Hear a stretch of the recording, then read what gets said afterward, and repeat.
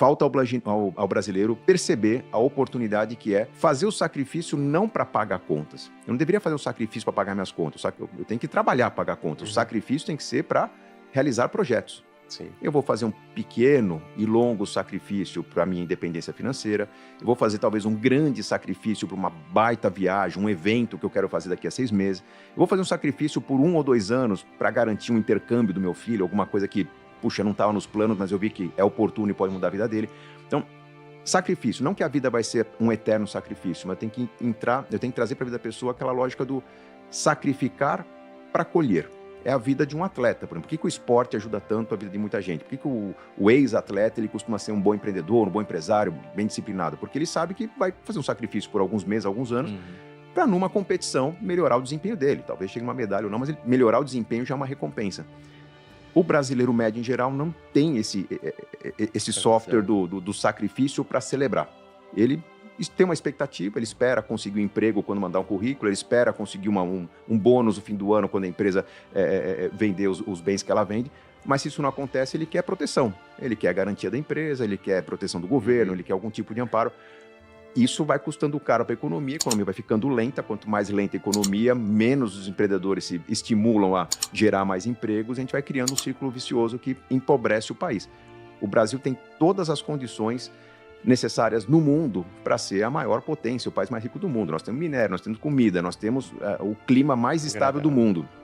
Uma população que já está geograficamente bem distribuída. Era uma falha do Brasil, está muito concentrada em poucas cidades. Todo mundo disputando emprego no mesmo lugar, gerou favelização. O Brasil está indo para o interior agora. Então, esse Brasil, geograficamente mais distribuído, muito rico no interior, provedor de alimento, de minério para o mundo, infelizmente ainda não é provedor de tecnologia e produto industrializado por falha na educação, investimos na coisa errada. Né? Esse Brasil tem um potencial gigante de ser o país mais rico do mundo. Por que não é o mais rico? Porque as pessoas não poupam. Ah, mas pessoas? Se há poupança das pessoas, essa poupança é direcionada para as empresas geram empregos. Faltando poupança, é uma eterna disputa de projetos com capitais que, quando chegam, são especulativos, querem retorno rápido. Se não dão retorno rápido, matam as empresas. Se dão retorno rápido, vai para o bolso do empreendedor para ele montar um outro negócio seguido. E você tem uma economia frágil durante décadas. Eu sempre comento isso, né? É legal, porque às vezes eu falo, poxa, quando você poupa e investe, você não está só impactando a sua vida diretamente. Acho que a vida é menos impactada. Para quem poupa, ele impacta a sociedade. Exatamente. Você está aumentando o bolsão de dinheiro disponível na economia brasileira. E se mais pessoas pouparem, né, você tem uma taxa de juros estrutural, você pode reduzir, né, a taxa de juros, que nada mais é do que o preço do dinheiro. Então, você ajuda até a estimular a economia como um todo. Eu diria que a diferença entre o poupador e o investidor é a consciência entre o destino, a consciência sobre o destino do dinheiro que está ali reservado. O poupador acha que está guardando dinheiro para ele. O investidor é aquele que sabe que o dinheiro dele está sendo usado ou para construir um bem, para construir um negócio, para um banco fazer o dinheiro girar, e ele começa a dar mais atenção para a eficiência daquele processo e vai buscar opções que são mais eficientes e multiplicam mais o dinheiro. Essa é a grande diferença entre poupador e investidor. Legal. E o curioso é que aqui no Brasil a gente tem o maior incentivo do mundo para poupar dinheiro, né? Que é a maior taxa de juros real que existe no planeta. Exatamente. Perfeito. E mesmo assim a galera ainda não poupa, né? O que talvez seja até um reflexo, na verdade, do pessoal não poupar. Como tem menos gente poupando, a gente tem uma taxa de juros real mais alta, né? Exato. Mas é curioso isso. Aí é um reflexo da falta de conhecimento, de informação, de educação, né? Se eu tenho algo tão oportuno, por que as pessoas não aproveitam? Não sabem que a oportunidade é tão boa. É esse ponto que você bateu do pessoal indo muito para criptomoeda, indo muito direto para a bolsa de valores às vezes, é porque me parece que o brasileiro ele não tem ainda a mentalidade de vou investir. Ele tem a mentalidade de eu quero ter renda, eu quero conseguir alavancar meu patrimônio, crescer muito rápido. E aí ele não está muito interessado em coisas que rendem muito bem para o risco que tem, mas que vão fazer com que ele fique rico daqui a 10, 20 anos. Ele está interessado em mudar a vida dele nos próximos 15 dias, praticamente. O brasileiro gosta muito de atalhos. Outro reflexo da falta de educação, né? Se eu tenho uma boa educação, eu monto um plano, né? O que eu vou fazer para ser o melhor jardineiro do mundo? O que eu vou fazer para ser o melhor pintor do mundo? O que eu vou fazer para ser o melhor empreendedor do mundo? Se as pessoas não têm uma boa educação, esse plano, cara, é como você começar uma estrada e tem névoa, você não sabe o caminho. Então, o que as pessoas vão fazer? Vão replicar modelos. Quando eu vejo que há modelos bem-sucedidos de pessoas que compraram imóveis, né? São aquelas famílias mais tradicionais, meu avô investiu em imóveis e morreu bem, né? Talvez não tenha morrido próspero, mas deixou bens para a família. Aquele é um modelo que é replicado porque era talvez o único caminho que existia no passado. Por isso que tanta gente compra imóveis no Brasil com toda a ineficiência que tem no mercado de imóveis. Tá? Não é um investimento ruim, mas é muito ineficiente. Toma tempo, gera custo, você não tem previsibilidade, enfim. Muitos argumentos para a gente discutir se o imóvel vale a pena ou não. Mas o que o jovem brasileiro está fazendo hoje é seguir modelos de pessoas que estão mostrando como que funciona a multiplicação com ações, como que funciona a multiplicação com cripto. Isso não é totalmente errado. Talvez o erro do brasileiro hoje seja em confiar cegamente nos modelos, né? De achar que aquilo que funcionou durante 2, 3 anos vai funcionar nos próximos 2, 3 anos também, ou de acreditar que é possível criar grandes resultados em qualquer mercado sem se envolver, sem pôr a mão na massa, simplesmente seguindo um punhado de dicas. Não. O resultado do investimento, qualquer investimento, é proporcional à combinação de conhecimento e dedicação. Se você se dedica bastante, vai ganhar. Com conhecimento, mais ainda. Se você tem muito conhecimento, vai ganhar. Com dedicação, mais ainda.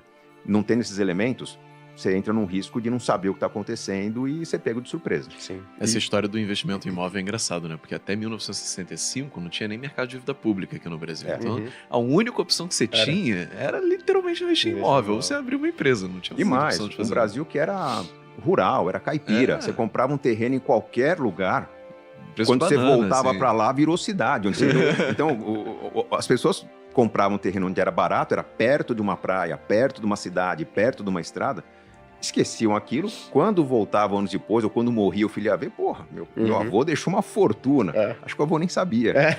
Porque quanto desses prédios mais velhos você não vê que foi o próprio avô que construiu, ele juntou os obreiros, construiu. Exatamente, então esse Brasil que crescia, ele criou a impressão de que imóvel sempre vai ser bom. Não, cara, você pega o centro de São Paulo, pega o centro de qualquer grande cidade, né? A decadência, a própria especulação imobiliária. Tem circulado alguns grupos de WhatsApp, vídeos, o novo governo já está tomando bens, né? Quem tem um segundo imóvel. Gente, bobagem isso, né?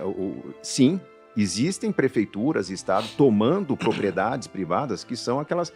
Não é a simples especulação imobiliária, mas é aquela família tradicional que compra um imóvel numa região central, deixa aquele imóvel fechado por anos, deixa apodrecer, porque aquilo vai contaminar os imóveis em volta. Aquilo vai empobrecer a região, vai atrair drogados, vai atrair moradores de rua. E isso vai fazer com que os imóveis vizinhos desvalorizados possam ser comprados a preço muito mais baixo. Essa é a especulação imobiliária clássica, antiga, que deveria estar no passado, mas que funciona em muitas cidades brasileiras. E tem muita prefeitura falando, cara, tem que dar um jeito de a gente tomar isso aqui. Vamos pegar, a gente depois indeniza. Isso sempre existiu. Sempre existiu. Por exemplo, quando você quer abrir uma avenida e tem que passar por um pedaço que tem casa, você pode tirar o pessoal de lá e dar uma indenização, alguma coisa do tipo. Exatamente. Isso, não é Exatamente. Então, assim, a gente fala do investimento ineficiente em imóveis, ineficiente porque, cara, eu já comprei e vendi imóveis, você tem que conhecer o imóvel, você tem que manter o imóvel, se você vai deixar ele alugado, você tem que ter um relacionamento com o inquilino para ele te avisar que vai sair. Já deixa de ser um pouco investimento, né? Já passou uma empresa. Uso do seu tempo. Quando entra uma situação como a minha, né, sou conhecido, cara, todas as vezes que eu sentava para negociar um imóvel, seja comprar e vender, o cara olhava assim, você não é aquele cara do rádio? Como é que você sabe se eu sou do rádio? Gustavo Cerbasi. Pois é. Rádio não tem vídeo. Então. Agora fala, pô, se o Gustavo Cerbasi tá vendendo imóvel, eu não deveria estar comprando. Nossa. Isso, cara, eu ouvi... É a lógica do IPO, né? A lógica do IPO mais ou menos é, se o dono tá vendendo, não sei o que eu vou comprar. Exatamente. Então, pô, é o trabalho, esse lance comercial, que, cara, quando você compara o ganho potencial que eu tenho com o imóvel, o ganho potencial que eu tenho com o fundo imobiliário, cara, se eu confio nos imóveis brasileiros e não tenho tempo, cegamente eu vou para o fundo imobiliário. Agora, se eu não confio no fundo imobiliário, eu não deveria pensar em comprar um imóvel, construir um imóvel, porque a lógica é a mesma, só que ali eu tenho diluição, diversificação, tenho várias qualidades que eu não vou encontrar numa propriedade que talvez eu perca até a liquidez ao longo do tempo. Agora, um ponto legal que a gente falou aqui, Gustavo, o brasileiro não tem essa visão, tá mega endividado. E tem muita gente que fala o seguinte, para na primeira página e fala, isso acontece porque o Brasil é um país pobre. Eu queria ver se você tem uma visão de como é que tá a situação das pessoas em termos de endividamento, em termos financeiros mesmo, de investimento, em outros lugares que tem uma renda, né, média da população parecida com o Brasil. Ou isso é uma peculiaridade brasileira mesmo, esse nível de endividamento, ou você observa essa falta de instrução, essa falta de tomada de decisões mais pensando no longo prazo, é comum em países de renda assim próxima do Brasil? O Brasil não é pobre, o Brasil é miserável porque ele tem uma riqueza muito grande e essa riqueza é concentrada porque se explora a pobreza. Quando a gente fala explorar a pobreza, acho que vem à cabeça das pessoas imediatamente eleição, né? Mas não é apenas eleição, mas você vê que como é conduzida a política tradicional, principalmente no norte e nordeste do Brasil, porque a cultura local não é uma forma de política que foi herdada da pior política que poderia vir dos colonizadores portugueses. Aquela política feudal. Aquilo que deixou de funcionar em Portugal, eles mandaram para o Brasil, né? Quando a coisa se modernizava na Europa, manda os coronéis, né? Ou algo parecido com isso, os caras que querem ser donos, né? de grandes terras, mandem para o Brasil esses caras. E o que se construiu aqui foi uma lógica de explorar mesmo. Então, vamos oferecer o mínimo possível, vamos asfaltar, mas asfaltar da forma mais barata possível, né? Só para garantir a próxima eleição. Que a gente garante voto, daqui a 2, 3 anos, tá ruim a estrada, a gente asfalta de novo. Essa lógica que não leva em consideração que o recurso público é muito valioso, que ele tem que ser feito para a pessoa admirar por 15, 20 anos, algo que Prestes Maia fez aqui em São Paulo, né? Os governadores que pensavam no longo prazo. Isso não existe no Brasil, ou está existindo num Brasil que as pessoas não veem tanto na televisão, que é o Brasil interior, o Brasil do Centro-Oeste. Né? Se você for para um Mato Grosso do Sul, se você for para Rondônia, você vai ver um Brasil que é talvez tão rico quanto a Suíça. Ainda não tão desenvolvido, porque a Suíça tem construções de 1.000, 1.500 anos, e esses estados têm construções de 40, 50 anos, mas a riqueza que circula no Centro-Oeste brasileiro é uma riqueza proporcional até maior do que os países mais ricos do mundo. O que está faltando? Um trabalho organizado, público, coordenado, de fomentar a riqueza, não de distribuir a riqueza, porque distribuir a riqueza é muito injusto. Você tem estados que são tipicamente exportadores, como o Rio Grande do Sul, né, que por ser exportador não tem alíquota, né, de imposto favorável a quem exporta, e toda a receita de impostos que esse estado tem é distribuída para o norte e nordeste do Brasil, e o que fica para o Rio Grande do Sul? Fica um estado quebrado.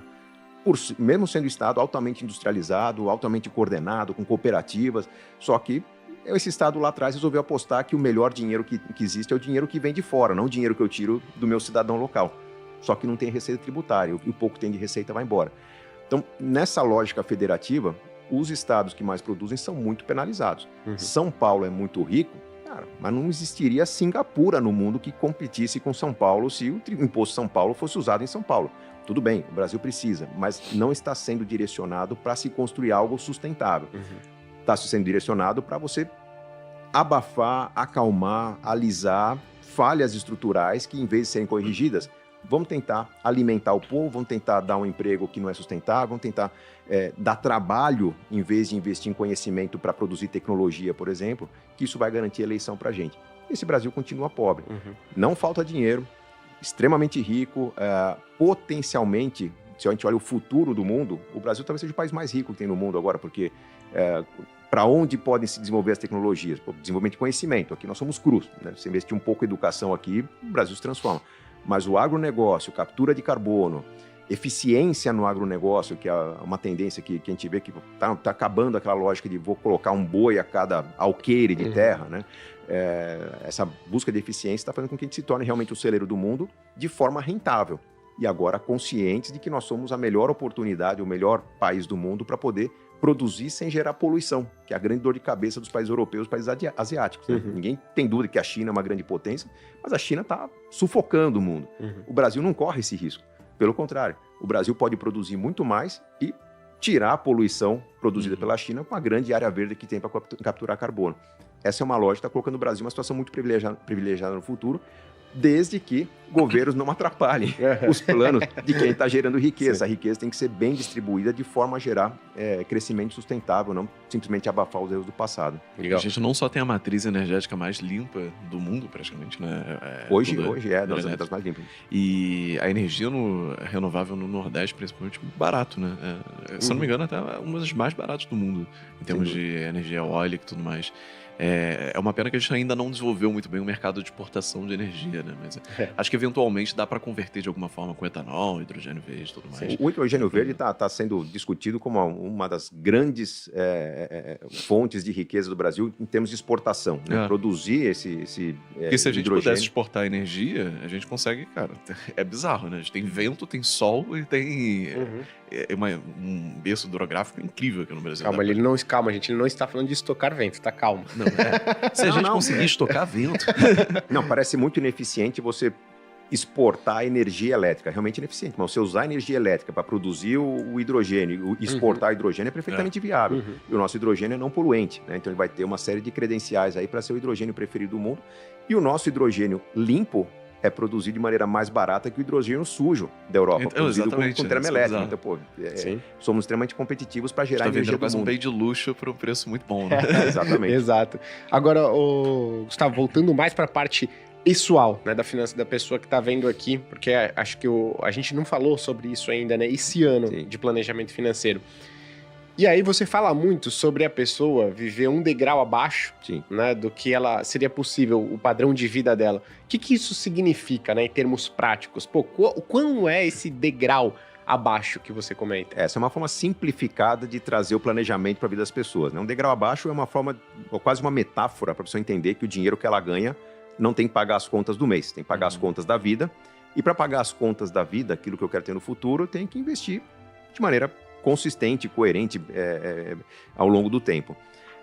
Viver um degrau abaixo é se você, inicialmente, ganhando qualquer número, pensa um número redondo, 10, né? Pode ser 10 mil, 10 milhões, enfim, mas você ganha 10. Se você for pegar frações desse 10 para decidir o quanto gastar com o seu estilo de vida, você rapidamente consome o seu orçamento em moradia, transporte, saúde, etc.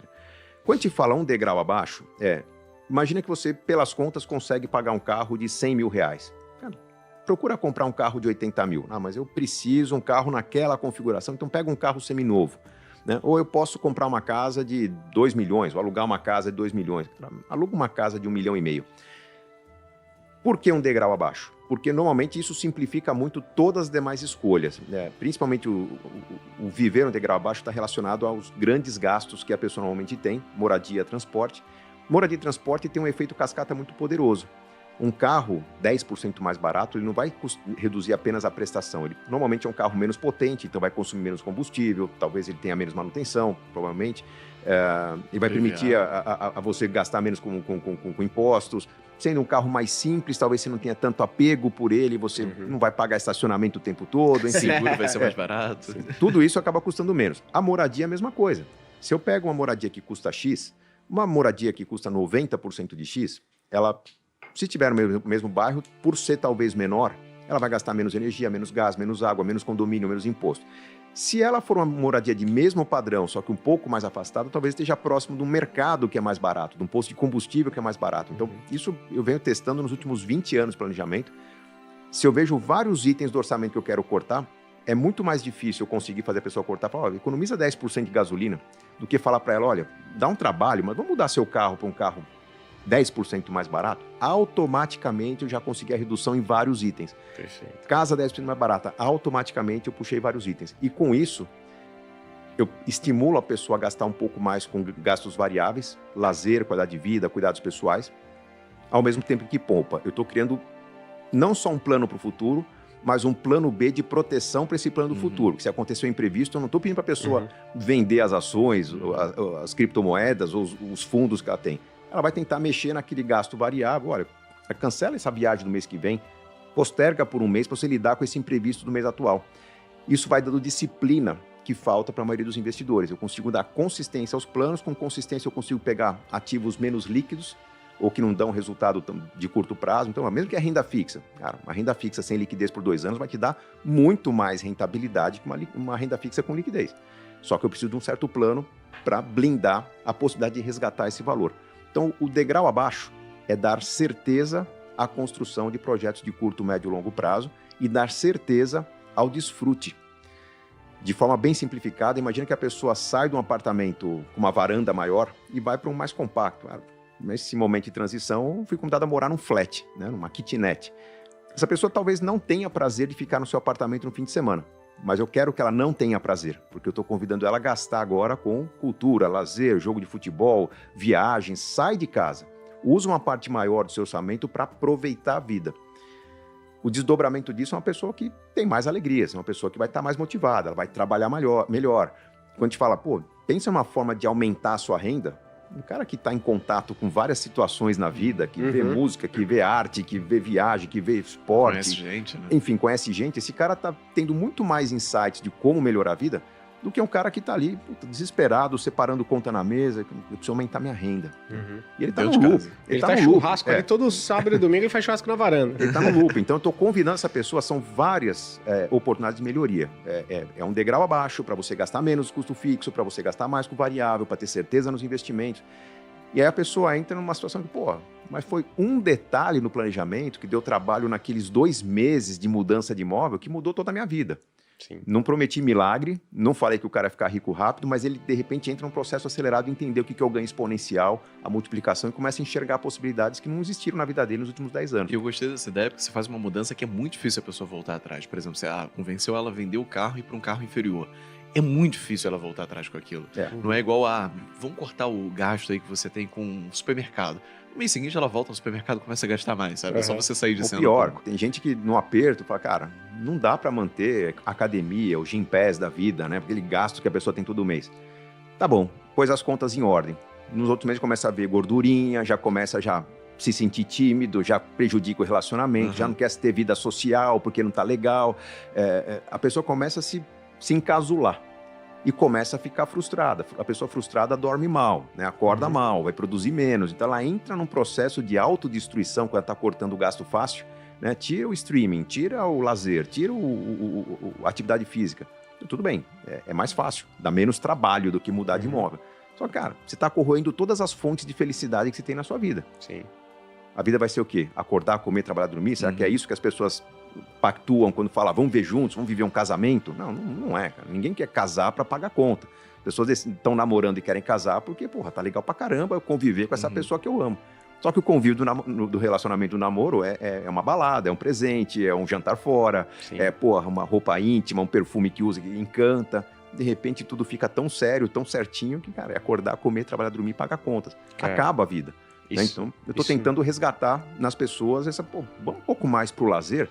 Não porque tem que gastar, não é indulgência. É porque sua vida vai ser muito melhor desse jeito. Isso é muito legal, porque isso vai contra o que a gente vê na maior parte desses vídeos sobre planejamento. Um auto-sacrifício eterno, sabe? Como se tivesse algum mérito no sacrifício em si. Não fosse um degrau para chegar no lugar. Acertar as contas, o enxugar as contas, funciona em 2 situações. Por um tempo, quando a pessoa não tem muita visão de longo prazo, fala, pô, legal, equilibrei as contas. Aí arrebentou o relacionamento, ficou frustrado. Se a pessoa começa a perder relação pessoal, relação com amigos, desempenhar mal no trabalho. Não funciona. Depois de um tempo a pessoa tá mal, se não estiver separando, né, tá brigando com os filhos. Tem uma outra situação que a pessoa tem visão de longo prazo, pôs as contas em ordem e começou a trabalhar para pagar as contas. Ela acha que vai conquistar alguma coisa no futuro. Não, mas pelas minhas contas eu vou ter 2, 3, 5, 10 milhões, né? Uma carteira pagadora de dividendos no futuro. Só que essa pessoa está se acostumando, está se habituando a uma rotina de puro sacrifício. Imagina que o cara começou com 20 anos, aprendeu sobre ações, sobre cripto, está querendo entrar no ranking da Forbes ali dos maiores bilionários do Brasil e vai passar 20, 30 anos trabalhando muito para chegar lá. Quando chegar lá, não vai mudar. Porque numa rotina de 20, 30 anos trabalhando aqui no louco, o cara virou workaholic. Ele só quer trabalhar. Não tem nada lá. Ele não sabe subir o Monte Everest. Não tem nada. Ele não sabe fazer outra coisa a não ser trabalhar. Ele não soube curtir a vida. Ele não soube conhecer pessoas. Não soube explorar o mundo. Cara, qual o prazer que ele vai ter em ter aquele muito dinheiro? Né? Vai deixar para os filhos. Então não funciona. Funciona por um tempo, né? Mas eu tenho que buscar para as pessoas um equilíbrio. O equilíbrio quer saber, eu tenho que poupar para o futuro, mas levar em consideração que o meu futuro pode acabar hoje. A gente não sabe se vai viver até amanhã, né? Não está sob nosso controle. Então, minha vida tem que ser bem vivida no presente. Daí, mais um argumento para a qualidade de vida, para o consumo de lazer, cuidados pessoais. Só que com todos os cuidados que eu preciso para esse bem viver não faltar nos próximos 30, 40, 50, para alguns casos 70, 80, 100 anos. Né? Equilíbrio. Não é poupar o máximo possível, é equilibrar o máximo possível. O lado bom de você se permitir fazer essas trocas, assim, vou sair de um apartamento e ir para um flat, um apartamento menor, que seja mudar de carro, é que você vê, às vezes, que, por exemplo, você está num apartamento de 2 quartos, você mora sozinho, foi para um apartamento de 1 quarto. Você não era 2 vezes mais feliz nos de 2 quartos, sabe? Não faz tanta diferença assim quanto a gente imagina. Às vezes uma cozinha faz muita diferença para você gosta de cozinhar e tudo mais. Mas você começa a perceber o que de fato te faz feliz. O que é importante, né? A gente tá aqui, no coração de Alphaville, né? 21º andar aqui, lugar que... Se eu levar a cabeça aqui, eu vejo minha casa de campo em São Roque, que tá 20 e poucos quilômetros aqui para frente, 30 quilômetros aqui para frente. As pessoas conhecem minha casa pelas redes sociais. A casa é bacana, tem espaço e tal, né? Uma casa enorme. Com a diferença que uma casa igual aqui em Alphaville custaria 3 ou 4 vezes mais. Né? Então, o que a pessoa quer? Ela quer a casa naquele lugar ou ela quer a qualidade de vida, ela quer o bem-estar? Muitas vezes a mobilidade, né, de você saber onde que eu vou ter aquilo que é importante para mim, envolve um deslocamento de alguns quilômetros. Não, mas fica longe do trabalho. Nunca se toma uma decisão de comprar uma casa dissociada da decisão do transporte. Minha casa custa 10 aqui, custa 9 ali. Não, mas peraí, eu quero ver quanto custa a casa mais um bom carro, porque agora eu pego estrada. Então tudo bem, não vai ser a casa de 9, vai ser a casa de 8, um pouco mais distante. Também com um carro legal, para que no conjunto eu gaste menos do que aquela casa central do lado do trabalho, mas tenha qualidade de vida. Sim. Então, essa leitura dos grandes custos fixos associada, ela faz uma diferença muito grande também. Eu tava até procurando um apartamento, tô até desistindo agora. Não, te ajudo, vamos lá. Tô brincando. Vamos ver junto com o carro, Mas, o cara, apartamento com o carro na garagem. É uma dica muito boa, porque, sinceramente, assim, o que a gente vê tá muito longe disso, né? Pô, vai para um apartamento, para um imóvel menor e vai para um carro menor, porque, de fato, né, você tem um efeito cascata nas suas grandes despesas, né? Que as pessoas... E aí vai nessa, corta o Netflix, corta a academia, corta tudo que dá prazer. Pô, você vai viver uma vida... E essa escolha também de morar perto ou longe, acho que é uma escolha que você... É muito pessoal, né? Porque eu, por exemplo, eu prefiro morar num lugar pior, mas que seja próximo do trabalho, para não ter que pegar trânsito, para não ter que pensar na hora que eu vou sair de casa, sair de 5 minutos e chegar aqui, do que morar num lugar melhor às vezes, porque eu sei que eu passo pouco tempo em casa, né? Que seja mais longe do trabalho. Mas eu acho que se fosse o contrário, se eu pudesse passar mais tempo em casa, ou trabalho de casa, provavelmente eu moraria em um lugar mais distante, porque eu tenho que vir 1, 2 vezes só ao trabalho. E tem um lance que é muito louco. Tá falando aqui de exemplos de apartamento de 1 milhão, né? Carro de 100 mil, e tem muita gente que assiste aqui, os economistas, provavelmente não tem essa condição de comprar ou alugar alguma coisa do 1 milhão, né? O cara que vive na periferia, por exemplo, como que funciona?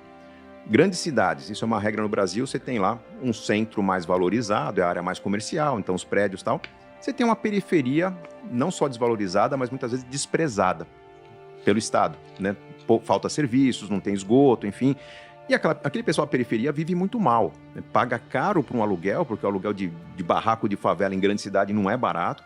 Gasta 3, 4 horas por dia no ônibus para ir para o trabalho no centro, um grande sofrimento. Acabei de falar de um exemplo de vida interiorana, né? Pô, minha casa aqui tá de São Paulo 40 minutos. Se esse cara, em vez de sair para a periferia do centro e for um pouco mais longe, estamos falando de vida interior, de uma casa que talvez ele consiga plantar uma hortinha, ter frutas no quintal e que, combinada com o carro, a um custo que talvez não é muito diferente do barraco que ele tem na periferia, ele agora vai ter que se deslocar para o trabalho e talvez não gaste as 4 horas que ele gastava, porque não é transporte público, pode ter a moto dele, o carro dele. Então, essa leitura do sai da situação limítrofe e vamos para uma situação de mais conforto, mais espaço, você ganha em qualidade de vida até para quem tem baixa renda. Isso faltava ao Brasil. O grande mérito do Brasil nos últimos anos, que pouco está se debatendo na mídia, é essa interiorização, né? Não está se disputando mais espaço apenas em São Paulo, Rio, Belo Horizonte, Porto Alegre, né? O pessoal está indo para o interior, valorizando o interior, e as grandes cidades do interior são as referências de qualidade de vida do Brasil. Vamos citar aqui em São Paulo, né? Sorocaba, São José dos Campos, Ribeirão Preto, são as cidades, é o primeiro mundo que nós temos no Brasil, né? E podemos citar vários exemplos em outros estados também. Mas isso é mérito de uma política muito mais regional do que nacional. Sim. São os governos estaduais que estão fomentando a interiorização, não é uma política adotada de forma uniforme como todo o Brasil. Né? Você vê que agora que os típicos colonizadores brasileiros, que são sulistas, estão conquistando o sul do Piauí, avançando na fronteira do agronegócio ali, porque lá não houve uma política de fomento local, estadual, para colonizar uma terra que é ampla, mas podia ser melhor explorada. Agora a gente está vendo um grande boom do agronegócio no sul do Piauí, que deve ser aí a referência, o novo Goiás aí para os próximos anos. Né? Show. É uma coisa que tem corroborado um pouco para isso também, é o caos que chegou nas grandes cidades, meio que chegou no limite do possível, assim. É inseguro, às vezes está feio, caro, trânsito, o transporte não funciona bem, não tem uma infraestrutura tão boa assim para justificar você estar perto das coisas. E agora, além de tudo, muita gente pode trabalhar de casa, né? Exatamente. Então parou de fazer sentido total você estar na grande cidade. E ao mesmo tempo no interior agora está muito melhor do que era em termos de coisas para fazer. Infra como um todo. Mas, pô, você tem um comércio que antigamente você não tinha, uma franquia do sei lá o que você gosta, que antigamente não tinha também. A gente pode colocar isso como um dos poucos pontos positivos que a gente pode ver na pandemia. A pandemia trouxe dor, perda, caos para o mundo, mas para aquela parte das famílias que tinha alguma condição de testar algo novo, né? Quem tinha poupança falou, cara, eu vou alugar uma casa no interior. Né? Quem simulou sua vida no interior, boa parte não voltou. Cara, adaptei minha casa, pus boa internet, consigo trabalhar home office 3, 4 dias por semana. Sem barulho praia. De carro. Exatamente. Então, quem que conseguiu fazer esse teste? As poucas famílias que tinham um pé de meia, que estavam preparados para a próxima crise. Não sabiam quando ia acontecer, mas, desmonta nosso esquema aqui na cidade, vamos passar um tempo fora. viram o que é viver. Sim.